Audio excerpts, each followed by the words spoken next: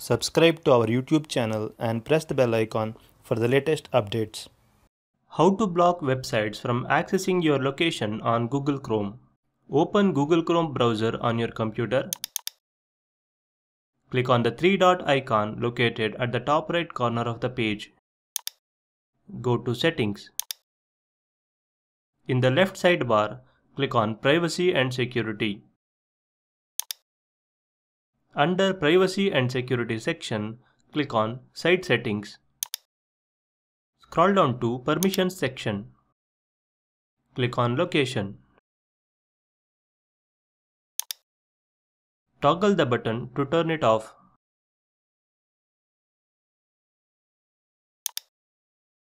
That's it. Websites no longer be able to access your location on Google Chrome. This is how you can block websites from accessing your location on Google Chrome. Thank you for watching.